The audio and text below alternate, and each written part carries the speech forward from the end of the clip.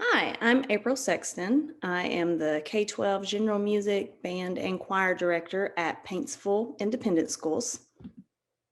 My area of focus for the KVET grant that I received was being able to find a way to teach my students both online and in person.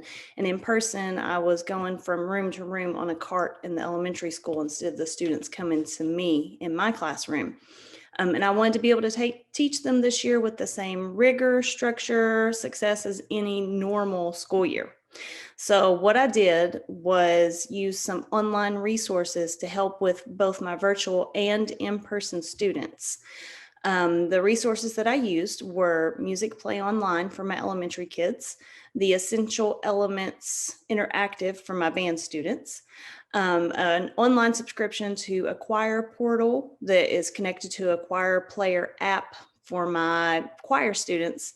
And then I needed an iPad for all these subscriptions and for especially for the choir player app to be able to play that app for my students.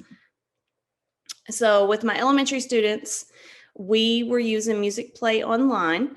And as an example of one of the lessons, we can go to Music Player Online. And this online interactive music program was really, it's been wonderful to use this year.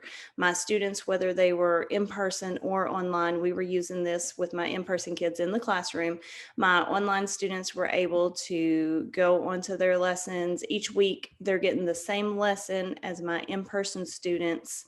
And let's see, I'm scrolling down, you can see there's every grade level. It even starts in preschool. So Head Start students, the Head Start teachers could use this as well.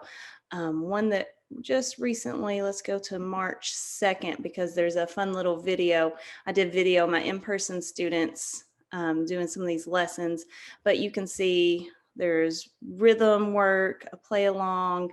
You'll see one of my students singing with the SOFA practice. There are all kinds of interactive worksheets, some that I could print out and we could actually do in class together. For St. Patrick's Day, there was an Irish jig that my students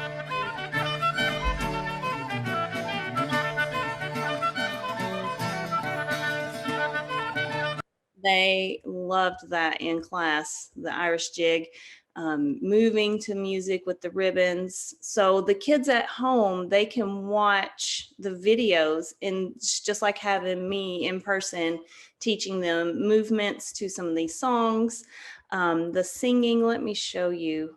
Go back up to the top. I think this is the one where they're singing along. This is an example of one. La, so, mi, re, mi, do. And then the students echo what was just heard. And depending on what grade level we're in, they get progressively harder as you go up in the grades. So that's just a quick example of the Music Play Online that I was using with my elementary students. And then here are some videos. Here's one of my virtual students who's actually singing along with the solfege. This is a different one.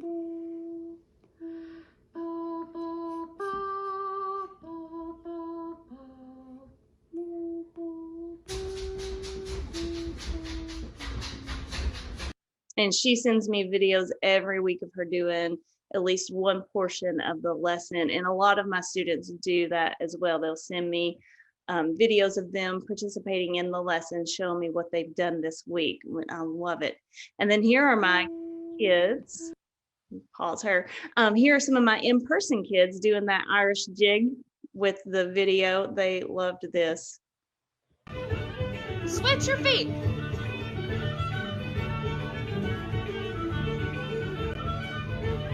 Kick. Turn. Kick. Turn. Kick. So you can see them, they loved it. And they, of course, we're 6 feet apart or as close to that as we can with our masks on, but I still want them moving as much as possible. These poor children have been stuck in their desks all year, the ones that have been in person, not being able to move very much or do much of anything. So for music time, I like to do as many of the as we can to get them up and moving out of their seats. So let me continue with my slideshow. Switch your feet. Sorry, let's see, let's go to the next one. All right, so my band students, I said in my first video back in the fall that we were using the Essential Elements Interactive. And I talked about how I was hoping this would help with my beginners learning how to play their instruments, as well as my advanced students continuing to play. We did use, let it load here, Jingle Bells at Christmas, which is a pretty simple version of Jingle Bells, but it allowed my brand new students to be able to have something they could feel successful with playing wise, and then didn't put too much pressure on my advanced students. But what I loved about the Essential Elements Interactive is that they can play the song and hear what it's supposed to sound like. Here's our count off.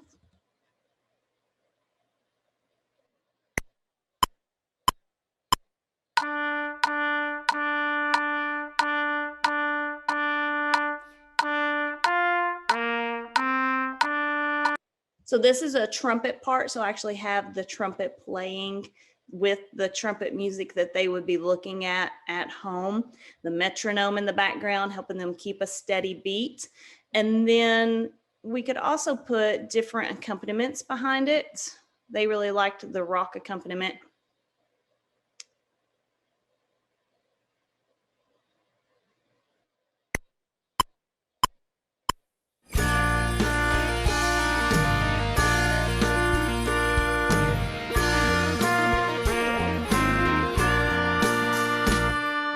So what we ended up doing with that is I had all my students submit a video of them playing their version of Jingle Bells. And then I was able to use GarageBand with my iPad and turn it into a video, a virtual concert, if you will, a virtual performance, since we weren't able to have a live performance this year.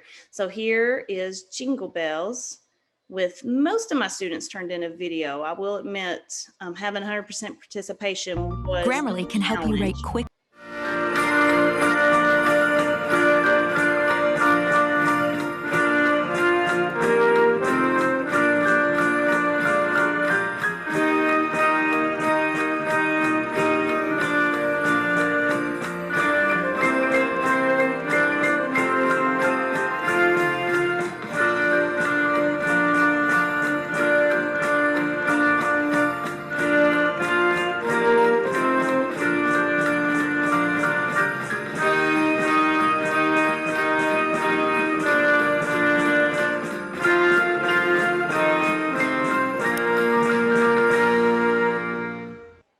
And then I have who all was featured in that video. Like I said, not every student turned in a video, but many of them did.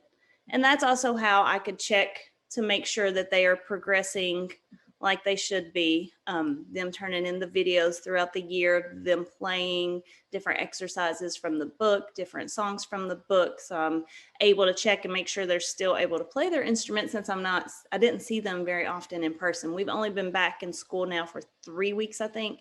And we haven't been in since October. So from October till February, I pretty much didn't see my students. So this was good to help me check with them and make sure that they're still progressing. My choir students were using the Choir Player app, and this I think was probably the most successful of all of my online interactive type things that I use. The Choir Player app, we've got 3 songs right now that we've put together. My students were able to be a part of a Kentucky virtual performance. All Kentucky schools throughout, or all schools throughout Kentucky, choirs throughout Kentucky, were invited to participate in the Louisville Youth Choir's virtual performance of a song that was commissioned just for this interactive online virtual performance. And so Paintsville students, all Paintsville choir students, did participate in the virtual performance. It hasn't been released yet to the public. We just submitted our videos a couple of weeks ago, so the technicians are still putting all the videos together, but it's going to be a professional performance. And my students felt very confident able to submit a video to this because we've been doing this all year. They've been submitting videos, started at Christmas time. We did it the most wonderful time of the year. Then just a month ago, we did another video. And right now we're working on our third video, which you'll see the rough draft and how I kind of start and then put them all together.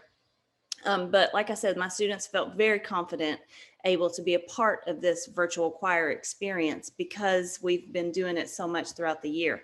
So let's see, I think I've already showed that one. I'll show the newest two. This is one we just submitted back in March. Paintsville's Still Standing.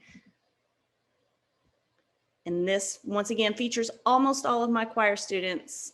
Trying to get everyone to submit videos is a challenge. It really is.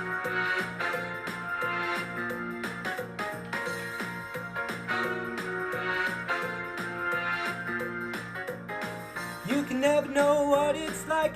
Your blood like winter freezes just like ice. And there's a cold and lonely night that shines from you. You wind up like the wreck you hide behind the mask you use.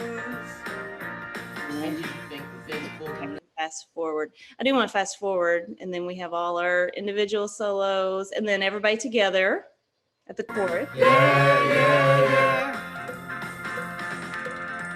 What you never could hope to win, you start. Fast forward through. So we got a lot of individual solos.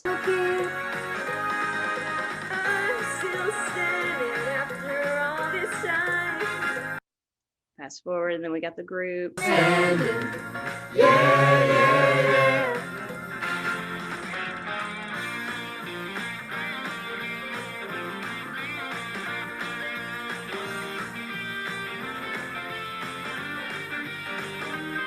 So we released it on March 12th in anticipation of the March 13th anniversary of us being out of school for a year, not realizing that we would be out of school for a year. So that one, that was a video that we purposely were trying to get done before March 13th. And then now we're working on a fun one. The Wellerman sea shanties are all the rage right now. So we have just begun the Wellerman. Some of my students are submitting videos. Actually, this week we're submitting more videos. But finally, I'm seeing my kids in person. Like I said, we've been together for 3 weeks now. So these are my in-person choir kids. And then my virtual choir kids are going to submit their videos as well to be added together. This is just, like I said, a rough draft, but this is the start of our newest video.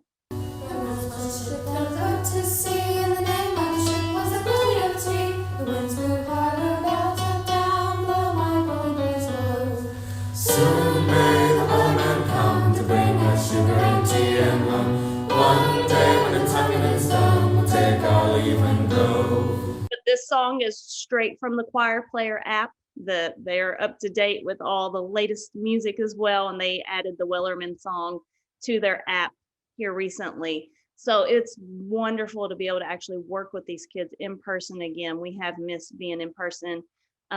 So as far as my outcomes go, my elementary students have not progressed through the elements of music as easily as they would have with the same amount of understanding as they would in a normal year. Without having the guided instruction from an in-person teacher, most of the students will go through the lessons as passive learners instead of active. What I mean, that one student who I showed who turned in her videos, she is one in very few that actually shows me each week that she's participating, actively participating.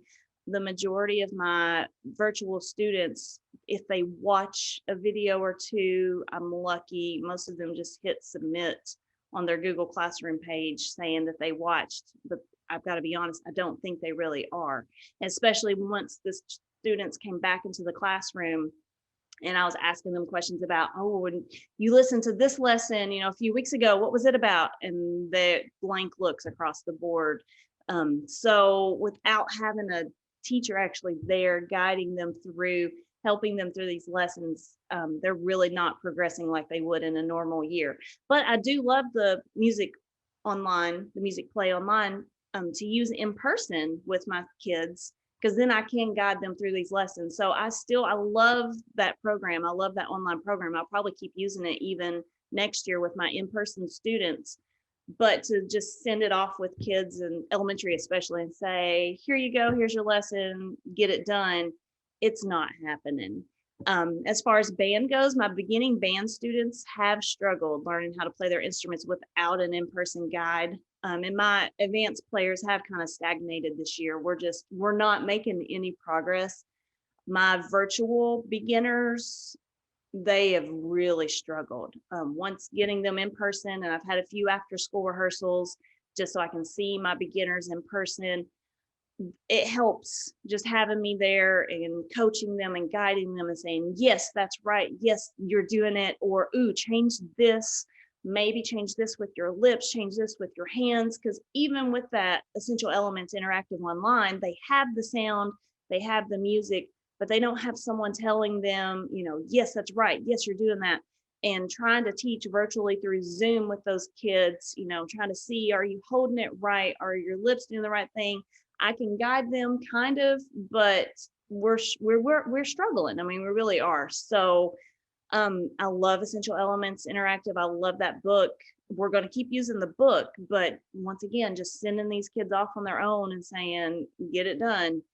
They don't have the capacity to just do it themselves. They need a teacher. And then my choir students have probably been the most successful with virtual schooling than any of my others. They've produced 4 videos so far. We've worked on 6 different songs. So we're not far behind a normal year. We usually will have 6 songs for our Christmas program, our Christmas concert. So yeah, 6 songs, and it's April 1st today. So to have 6 songs by April is not actually great, but it's better than what my other, especially the band, we haven't progressed very much. So it's not bad. Like I said, they were able to participate in the statewide Kentucky Virtual Choir Project because of the extensive virtual work we've done here at Paintsville. So, but I just yesterday had a student who's virtual send me messages saying, I'm really struggling with this part on the Wellerman song, that sea shanty that we're working on. She says, I just can't get it. I'm confused on what exactly I'm supposed to be singing. My in-person students, that video I showed you, that was after a week of practice, like 4 days. And we were able to put it together. We had harmony going already, 2-part harmony. And so me being there in person with them, guiding them through, listen to me, hearing my voice, echoing, we can get so much more done in person. So I think that was, yeah. So the long and the short of it, these online programs I've been using, we could not have gotten through this year without them for sure. But being in person is more beneficial than anything by far. I will continue using the Choir Player app, even with my in-person kids. I will continue using all of these in person, but they really just need to be in person to get the full benefits, because the classes I teach are performance-based classes, and it's really hard to be able to put together all the elements needed to perform individually. It'd be like a basketball team, everybody's practicing at home, but if you bring them all together for the game and they haven't practiced together, they're not going to be successful players in a game. Same with my choir, my music, my band. We can practice individually, but we need to be together in person to be the most successful that we can be.